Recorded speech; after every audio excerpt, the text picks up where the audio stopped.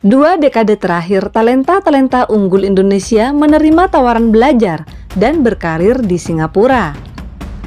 Indonesia gagal memanfaatkan potensi besar mereka. Talenta unggul Indonesia tidak leluasa mengembangkan potensinya di tanah air. Di tengah kondisi ini, agen-agen pencari bakat lembaga pendidikan Singapura memberi mereka tawaran beasiswa. Paket beasiswa ini salah satunya diberikan dengan skema wajib bekerja di negeri itu setelah lulus kuliah. Orang-orang yang mendapat tawaran diantaranya jebolan Olimpiade Sains Internasional. Mereka yang menerima tawaran itu dapat mengakses pendidikan berkualitas secara gratis dan bekerja di perusahaan Singapura dengan gaji tinggi. Netizen Indonesia di medsos mengungkap sulitnya mendapatkan pekerjaan yang cukup bagus di Indonesia tanpa dukungan utama uang dan orang dalam, meski memiliki kemampuan yang mumpuni. Namun, faktanya 2 faktor uang dan orang dalam yang jadi penentu mendapat pekerjaan yang layak. Dan itu sangat berbeda di Singapura. Tak perlu khawatir diserobot mereka yang punya backingan orang dalam atau ordal. Bukan itu tolak ukurnya. Kemampuan seseorang dilihat dari prestasi dan kompetensinya.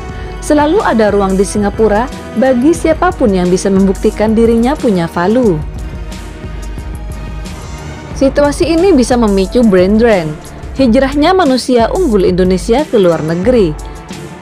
Sebagai salah satu parameter, berdasarkan catatan Kementerian Imigrasi dan Pemasyarakatan, selama 2019 sampai 2023, jumlah warga negara Indonesia atau WNI yang pindah menjadi warga Singapura hampir 1.000 orang per tahun.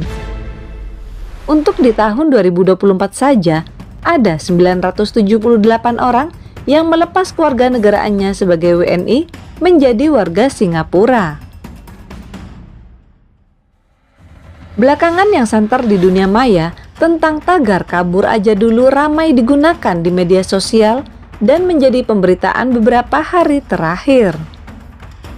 Fenomena kabur aja dulu dianggap sebagai bentuk kekecewaan masyarakat Indonesia terhadap kondisi ekonomi, sosial, dan keadilan di dalam negeri. Tren tagar kabur aja dulu dianggap sebagai bentuk keinginan masyarakat untuk meninggalkan Indonesia demi bekerja atau melanjutkan studi di luar negeri. Tagar tersebut disertai dengan ajakan untuk para anak muda untuk mengambil pendidikan, bekerja, hingga sekadar tinggal di luar negeri.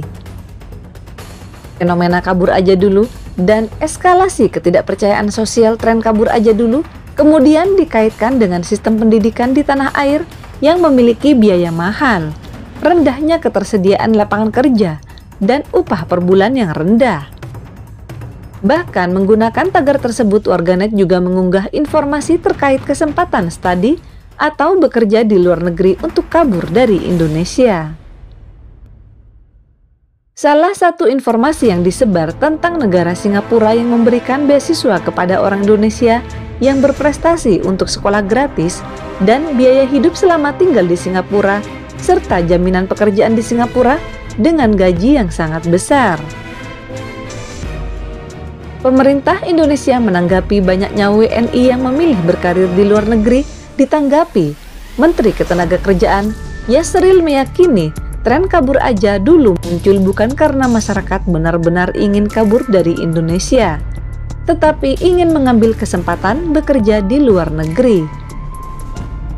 Yasril mengaku tak masalah bila WNI ingin bekerja di luar negeri, lalu kembali ke Indonesia demi membangun negeri. Yasril menyadari bahwa tren tersebut merupakan tantangan bagi pemerintah yang perlu menciptakan lapangan kerja yang baik bagi warganya sendiri. Membikin jengkel netizen atas ungkapan Wakil Menteri Ketenagakerjaan Immanuel Ebenezer justru mempersilahkan WNI yang ingin berkarir di luar negeri untuk tidak perlu kembali ke Indonesia. Dia tidak mau berkomentar lebih jauh mengenai tren tersebut dan hanya menekankan bahwa Kementerian Ketenagakerjaan tidak memperdulikan tagar atau seruan itu. Nah, kita kembali membahas dengan Singapura yang menjadi satu-satunya negara maju di Asia Tenggara. Singapura juga dikenal sebagai satu-satunya negara di Asia Tenggara yang tidak memiliki hasil tambang. Untuk memenuhi kebutuhannya ini, Singapura mengimpor hasil tambang dari beberapa negara. Julukan macan Asia diberikan kepada Singapura berkat kekuatan ekonominya. Bahkan negara ini merupakan salah satu pusat perekonomian terbesar di Asia Tenggara. Bisa dikatakan, jika majunya perekonomian Singapura menyebabkan negara ini menjadi salah satu negara maju di dunia.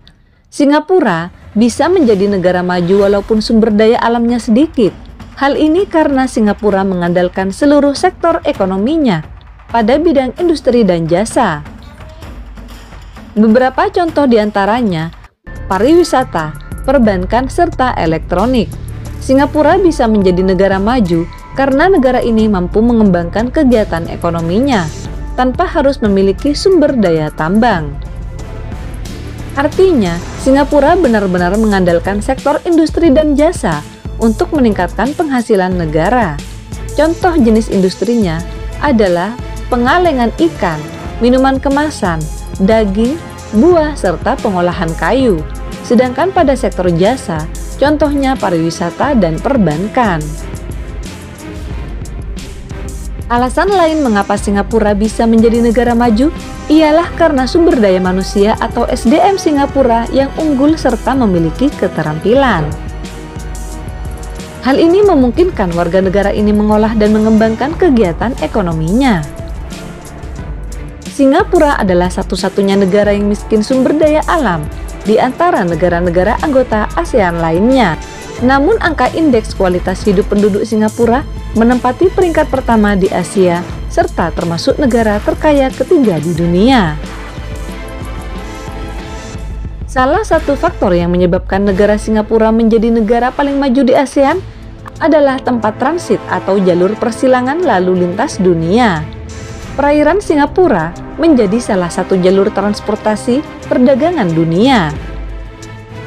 Pelabuhan di Singapura menjadi salah satu pelabuhan terpadat dan tersibuk di dunia. Letaknya yang strategis jelas menguntungkan Singapura. Negara ini bisa mengimpor kebutuhannya dan mengekspor barang hasil industrinya ke berbagai negara, sehingga secara langsung hasil ekspor ini meningkatkan pendapatan negara Singapura. Tidak hanya itu, pembangunan ekonomi juga menjadi perhatian khusus dan selalu diawasi ketat oleh pemerintah Singapura.